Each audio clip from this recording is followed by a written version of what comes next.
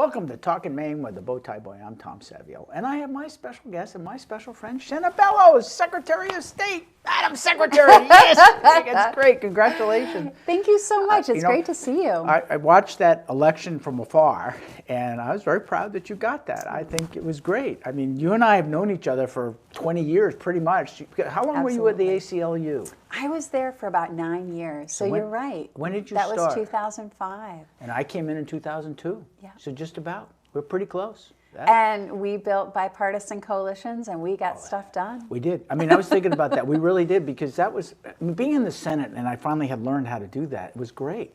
Because we had this adversary that was down on the second floor, and it was more fun overriding his vetoes.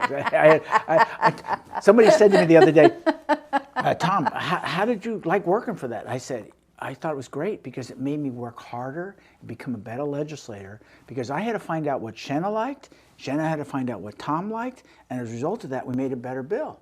And so it withstood the veto. We overrode it. And we need people to work together like that. Yeah. Absolutely. At the ACLU, we had a saying, no permanent friends, no permanent enemies. And we focused on the no permanent enemies because sometimes you disagree. You just say, okay, we'll agree to disagree on that one. But then when you do agree, that's a powerful thing. I would say your friend today is your enemy tomorrow is your friend today. That's a good one. That's one original. And don't take it personal. So first thing before I start, I got to tell you two things. Number one, what really impressed me with what you have done so far is that, and everybody knows where I stood on the CMP corridor thing, is that you were given 30 days to certify that. You did it in 2 weeks. I worked with other secretaries, and I love them to death, but they always took their full 30 days. If you had not done that, we would not be where we are today. Interesting. Think about that, because then now the governor had 10 days to certify. She did that in like 5 days because I believe the political pressure was there, and we had the court cases. Right, of course. My belief in government is we're here to serve the people, and we want to make sure that the people have their opportunity to make their voices heard. And if we can be as efficient and helpful as possible, that's our goal, right? Is to make government work for people. And I know there might be some people listening saying, what? Yeah. Tell me another story, Bellows. But I really do think that that's important. No, you will, someday we'll sit down, but that was significant. And I was impressed because I was waiting. Well, we already figured 30 days and then Christmas and everything else, but you guys did a job. The second thing I want to tell you, this is a personal thing, is that you sent me the copy of the proclamation. Thank you very much. But the way you wrote the letter, see, I don't talk about being the ex-senator, I just talk about as me, and you addressed it to Honorable Tom Savio. That meant a lot to me personally. Because, you know, I don't take that, I take it for granted. I did it, I'm ready to move on with the rest of my life, but that meant a lot because only those of us who serve that are not there know what that means, so thank you. Well, that public service is important and it deserves to be recognized, always. Appreciate that very much. Absolutely. So tell me about Shenna. I know about Shenna, but so I know you started with the ACLU. What did you do prior to that? I didn't know Shenna then. Yeah, well, and I grew up in Hancock, Maine, so some folks don't know that. I went to Ellsworth High School, very proud of that, 1993 graduate. So I went out of state for college, Middlebury College, and then I went into the Peace Corps. You were in the Peace Corps? Really? Mm-hmm. Where would you go when you were in the Peace Corps? Panama. No kidding. Yeah. Were you there 2 years or a year? I was, 2 years. 2 years. Wow. It was fabulous. Oh, wow. And if you ever get a chance to go on vacation, Panama is a wonderful destination. Great food, super nice people, beautiful beaches. Would you do what? Now you got me fascinated. I may have to have you come back in and just do the Panama story. Yeah. I was a small business development volunteer. I'd been an economics major in college. I'd worked for an economics consulting firm right after college before Peace Corps. And so I worked with artisans and helped them establish a micro-lending program that 10 years later when I went back was still working really well to provide capital for really tiny businesses, 1 and 2 or 5 to 10 people doing pottery and other local artisanry, but for them to be able to access loans to make investments in their production or their sales. Yeah, it was really fascinating. Did you get to come home in between the two? I did. I came home for Christmas one year, and my grandparents came and visited me. They were still alive at the time, and yeah, it was a really wonderful experience. Wow. Scott Landry was in the Peace Corps. He went to No the Philippines. kidding. Yeah, I think he Oh, only, wow. whatever happened, I think he was only there a year, but he was in the Okay. Peace Corps too. So then I came back home and I did AmeriCorps in Nashville, Tennessee, and then Oh, I wait, was Nashville. Yeah. So I have country family. music. You have Oh, family in Nashville? I grew up, my mother grew up outside of Nashville, a little town called Rover, Tennessee. Oh, wow. Bell Buckle, Tennessee. I have a lot of deep roots there. I went to the University of Tennessee in Knoxville. Oh, for my BS goodness. degree, so I know the area. So Well, talk about good food. good food, good people. Yeah. So And great music. Yeah, yeah. So you were there. I was in Nashville for a year. And then I got hired, well, I came home to Maine again, and that's sort of always a theme. Come back to home and then figure out what's next.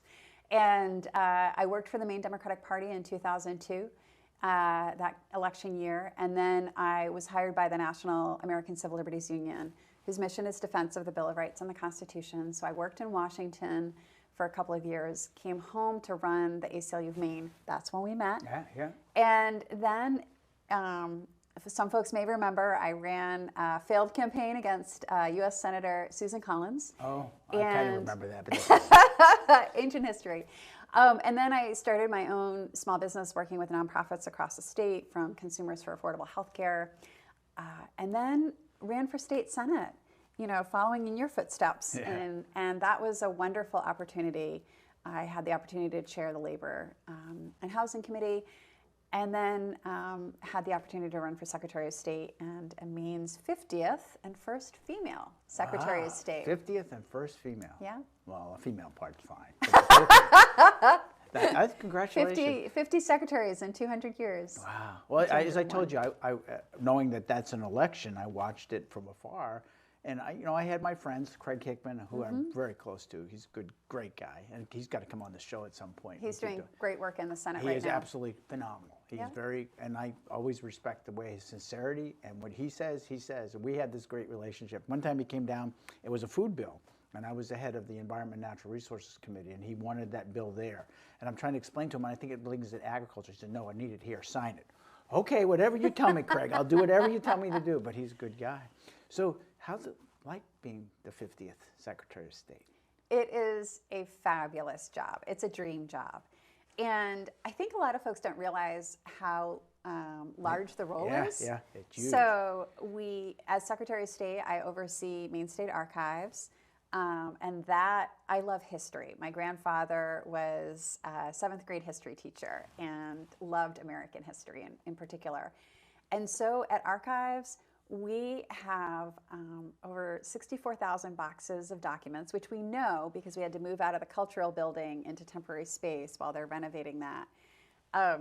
But we have things, so when I was doing some research before I came in as secretary, I looked up the Revolutionary War pension papers for veterans from Maine who served in the Revolutionary War. Wow. And the reason I looked that up is I have a distant ancestor, Hate Evil Colson, who... What was his name again? Hate Evil. Hate Evil. Colson. So, memorable name, right? Yeah. And he was from the Frankfort area in Hancock County. Not direct line. I don't think he had children. He was the brother of someone in our direct line, my mother's side of the family.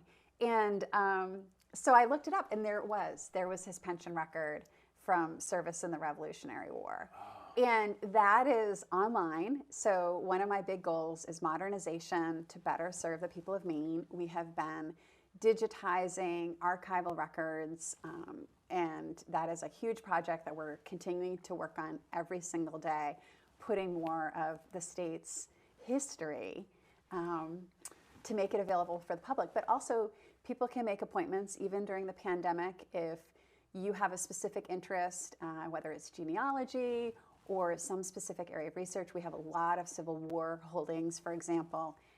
You can come to the Maine State Archives and learn that history. So I minor collect Maine books. So I collected a history of Maine that was written in 1920. Oh, fun. And I'm reading it. And it's like little short snippets. I don't think it was a history book, but it talked all about our involvement in World War I. It talked about our involvement in the Spanish-American War. And it's really interesting because it's prior to World War II. but it talks about our veterans. And then it describes they had a war council in 1914 or 15, and it showed all of the people making the decision of how Maine was going to play in World War I actually made a donation to the archives. There's old apple orchard up in Strong, Maine. It's called the Pier Pole Apple Orchard. It's not there anymore. Pier Pole was a Native American that lived in this area that was famous back in early 1900s, and they named their orchard after it. So I actually have a couple of the labels, so I brought that down to give it to the State House. Oh, wow. And if I stumble on anything that might be worthwhile, I'll take it down. Yeah. I probably should give you I have this frame that Governor LePage sent me. Remember the Nips bottle? Yes. Bill? Well, apparently he found a crushed one and he gave it to me, so I framed it. I used to keep it on my desk. Oh, that's perfect. I give it to you. You got to put it in the museum. I even got one where he sent me a note, and I gave that to the museum so they could keep that. Excellent. Excellent. So you got archive. So anybody can. That's the State Museum then, correct? So no. So we actually have two separate. So the museum is for artifacts, so physical, the bottle, and archives is for documents. Oh, wow. So Secretary of State oversees documents. And then the flags. When I first got to the State House, they were just then refurbishing those flags because they had been the originals that were in the Hall of Flags. Yeah. And people, unfortunately, were taking little cuts of them and they're getting bleached out. Those have been put back into the archives in proper storage. Yes, with the Maine State Museum. Although there's still, there's a flags display in the Hall of Flags, of course, so you can see what those flags are. Like. Yeah, but. So you got archives, okay. Yeah, so I have the original Maine Constitution. Oh, wow. Treaties with Wabanaki nations. So those types of historical records. So it's really overseeing the records for the state. Did the Revolutionary War records show whether they got land grants or not? Was that part of their pension, or was that people that were out of state, like in Massachusetts, they might have gotten a land grant to come to Maine? Oh, that's interesting. I don't know the answer to that, but I'll do it. I can do some research. And you can look online. That's the cool thing. So just Google Maine State Archives, go online. You can click on Revolutionary War pension records, and you can look specifically. So for example, my ancestor, he owned land. He lived, in Hancock County. He wouldn't have been the recipient of a land grant, but you can look at those specific pension records. I have to do that. That's cool. Which is really cool. It is cool. So that's a little known piece of the job of secretary. And then, of course, the Bureau of Motor Vehicles. Oh. Every Mainer interacts with the Bureau of Motor Vehicles. You mean the grumpy people?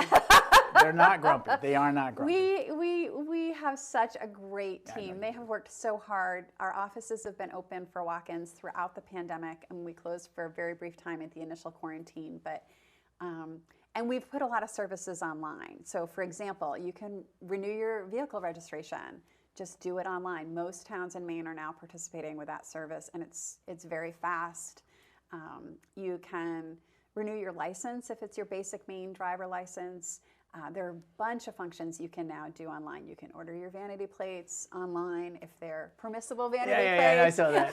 That's another show, right? That's another show. But we're trying to, again, move as many of those services, keep the in-person services, because there are people that always prefer that face-to-face interaction, or there might be complex transactions that require that face-to-face service. But if we can do some things online to make things easier for people, that's our goal. So where is Real ID, or where does that stand now with COVID? Because I was in the legislature when we fought it and said no. Yep. I think you were part of that fight. I was. We said no. Then they came back a couple of years ago and said, well, do you want to say no? Good, you can't fly. Right, I remember that. That was back, abuse of federal power. It was, and then we're coming back to the point that, okay, fine, you should get one. You can get it in your driver's license. I think, correct? So we made it optional. That was the compromise. So if you want a Real ID, and the feds just delayed this year, they pushed back the deadline again. So to fly in 2023, you will need either a Real ID or a passport card. Now the passport agency is doing these little wallet-sized cards. So you'll need one of those three things. So you can get a Real ID today. Many people do. Go to the Bureau of Motor Vehicles. But we urge you to look online or call ahead to make sure that you have the proper documentation. Right.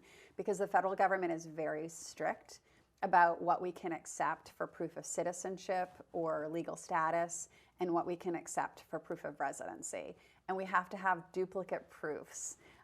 So that's just an important thing for people to recognize, especially just given wait times, which we're working on, but we could always use more staff. We're working on improving processes, but it's better to research what you need ahead of time if you want the real ID. And because if I remember correctly, it's got 3 categories. It's got the primary category, which would be like your passport. Right. And then your good memory. And I think it's your driver's license in the primary category. Then the second category is like at least a bill that's been sent to your address. A couple of those. I can't remember what the third category, but you have to have. So you have to have identity documents like a birth certificate, and it has to be a certified copy.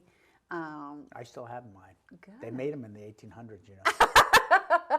Or a passport will do for proof of identity, and then proof of residency. And one thing the legislature did in 2019 was pass a legal status requirement for Maine. This was new. It was something that the feds were requiring states do. It's legal presence, and just is the technical term. So actually, a little known fact is if you're renewing your Maine license and we don't have on file proof of your U.S. citizenship, you will actually need a passport or birth certificate for a regular license renewal if you didn't show those documents when you first got your license, which in 1993 I sure didn't. So that's something that's caught a few people off guard. And it was a representative emailed me yesterday, and she said, "Did the law change?" And in fact, it did. Wow. Yep. Huh. I have to tell, because my partner, I think, is about to go get her license renewed, and I don't believe she's brought a birth certificate, but I'll talk to her. Yeah, if she's got a passport, Yeah. that's the easiest thing. But if she doesn't have a passport, her birth certificate. Yeah. Wow. Yeah. Wow. So you got now motor vehicles. Right. And then, of course, the thing that everyone thinks about when they think about the Secretary of State is corporations, elections, and commissions. It's the agency that oversees corporations. So every business, nonprofit in Maine files with corporations annually, keeps good standing. We oversee the notary public, authorizing notaries and commissions, and then elections. And everyone thinks about the Secretary of State with elections, of course. And that's a really great honor to be working on that, to preserving the right of the people to participate in our democracy. I mean, it's the Constitution and Bill of Rights that unite us, no matter who we are or where we come from, those values and those documents. And elections is how we exercise those values and those rights at a most fundamental level, because the right to vote is preservative of every other right. Yeah, I agree. I mean, that department, obviously I've worked closely with them. And I give the shout out to Julie Flint. Deputy Secretary Julie Flynn has been doing this work for decades, and she is remarkable. She is a Maine treasure, and no one knows more about election law than Julie Flynn, and she just is tireless in her efforts to make sure that every Mainer can vote. I mean, when we did the petition, both petitions that I was involved in directly, she was phenomenal. And there's another young lady that works with her. Melissa Packard. Melissa, I give her a shout out too, because both of them, those are the two I work the closest with. Whenever we had a question, we sent it, and within 24 hours we had an answer. And to the point where maybe a clerk in a town wasn't doing what they were supposed to do, not only did we have an answer, but that clerk was very cooperative the next time we showed up. To where we had, during the campaign, somebody had put their sanitizer on and gotten it on the petition, and a bunch of the signatures, you could read them, but they were obliterated. And so we're trying to figure out what to do with that. You know, when she said, whatever I can interpret from, I will. What I can't, I can't. And I can't imagine, anyway, shout out to both of those people, because they were outstanding. Well, I think sometimes people also think about government as this huge thing, and certainly government touches so many aspects of our lives. But little known fact, in 2020 we had 8 people working in elections. The legislature just increased that, so we now have 11. But geez. Overseeing all of the petitions, all of, we're applying redistricting now to make sure that every voter is in the right district in the state, and overseeing special elections. For example, there's a special election in January, Scarborough-Gorham, for the House of Representatives. and general and primary elections. So that's a huge job. It is a mighty team of people who are so dedicated. They are truly nonpartisan, and they will serve everyone. At the Secretary of State's office, we have a policy. We answer our phones. So if you have a problem, regardless of whether it's in archives, Bureau of Motor Vehicles, corporations, elections, commissions, call us if you can't find the information online and you're not getting what you need. And it is our policy to respond as quickly as we can. Oh, you can also email us. We have a general email box for elections and for the Secretary of State. Those email boxes are checked religiously. It's not going off into some hinterland. Yeah, going to cyberspace. Oh, there it is. Let me get it. No, our team is reading those emails and responding as quickly as possible every single day. So right now you have, we were talking about this before we came on air, 4 petitions, you think, that are out there getting signatures? So, I believe it's 4. So there is a petition around banning foreign contributions to campaigns. There's a petition around public power. There's a petition around voter ID, and there's a petition around universal health care. I may be forgetting one. Their deadline is February 15th if they want to be on the November ballot.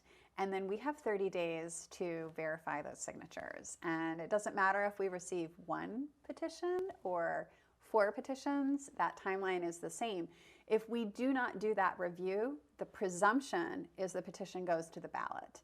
But of course, it's important to us to do that review because we want to ensure the integrity of those signatures, that this is truly reflective of the will of the people. We want to make sure that there's no fraud. And for that reason, we do take that role very seriously of verifying those signatures. And they're going to be challenged, having been... Well, right. There's always litigation around referendum campaigns. Always. Because the first referendum question we put in on Relations Central Wayne Power, they challenged the signatures because that's when the law had gone in, the Stavros-Mendros law, which I call it, was with the public utility, the notary, and whether they could be part of the petition signature gatherers. And so in the beginning, we had some that weren't notaries when they started, but as the petition went on, they became notaries, so they stopped collecting signatures, but they had done it prior to. And then we had some that didn't keep everything separate the way they were supposed to, so we got challenged. And we ended up losing a bunch, but we still maintained our integrity enough to go to, ultimately to the vote, but they took it to court because of the constitutionality question in the case of we couldn't direct the executive office to do something, which would have been the public utilities. So we rewrote the petition. They still challenged it, but they lost. There are challenges on every referendum campaign, and our job is to be a neutral arbiter. We don't have a position on these referendum campaigns, and our goal is to, as efficiently and fairly as possible, review the signatures. Then we do write the question, and and the law is very clear. It is the petitioners, it is the people who are bringing forward the citizen-initiated referendum or the people's veto who are bringing forward their idea. And it is our job to take their idea and as objectively and completely as possible, represent that idea.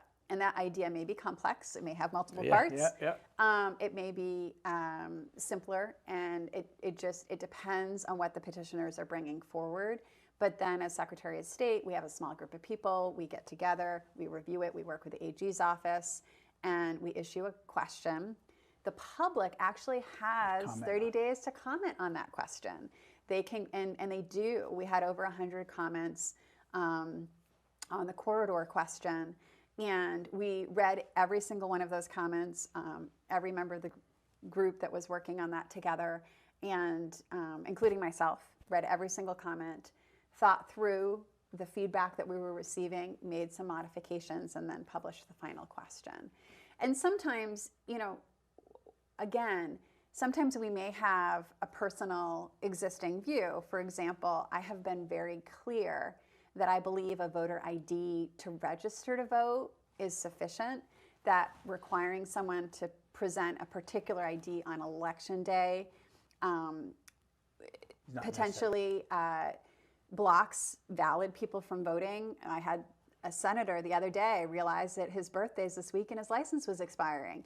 And he wanted to know, could he get his license same day? Now, for any member of the public, the answer is yes. It will cost you. You will have to go to Augusta, but you can get a same day issue for your driver license. But, you know, if it can happen to someone who's pretty engaged with this work, it can happen to any of us. And I would hate for someone to go on election day and, oh, their license was expired because they forgot to renew it because they didn't realize it was up and can't exercise their right to vote. On the other hand, if you're registering to vote, for sure, we want to make sure you are who you say you are. But anyway, I say that, but if that petition has enough signatures, it goes to the ballot, and that question will be written in a way that is neutral, objective, and fair. No, you did a good job, because I remember the corridor question that we proposed got challenged by Representative Cayazzo, and I think I actually intervened on your behalf. It went to the went to the court, and the court basically, you lose. Yeah. Because it was a long question because there were multiple parts, but to me it was very clear with what was accomplished, and obviously the 240,000 people voted yes. And wasn't that the second biggest non-election year election that we've had? I believe that is true. I think that's right, I think the only one was gay marriage, and that was the only other one that was larger than this one, but that to me is phenomenal. I mean, people came out because they I'm getting off the subject, but they wanted to say they showed up. Right. And because you did a great job. Shanna, real quick, anything else we forgot? The Secretary of State, you're the catch-all everything. So, little known fact, I witnessed the signature of the governor on official acts. That was one of the original, and I'm the guardian of the seal. Oh. The Maine State Seal. If you're a business out there, please don't use it for commercial purposes because that is illegal. I am the guardian of the Maine State Seal, and when there, for example, if the governor issues pardons, I sit with the governor and I witness her signature that she, in fact, is pardoning that individual, and I sign it, date it, and put the seal of the state of Maine on it to make it official. Geez, you're a multi-purpose So that's lady. fun. So, Shanna, you know, one of the things I'd like to do is invite you to come back. I'd be happy to come back. Particularly anytime. as we get close to election time, to talk about what might be on the ballot, what not be on the ballot. So I know you guys put a nice summary together that people can access, but it would be good to have a verbal conversation about that, and then people can go do that, and then you can link it to your website if you'd like. Let's do it. That sounds like a plan.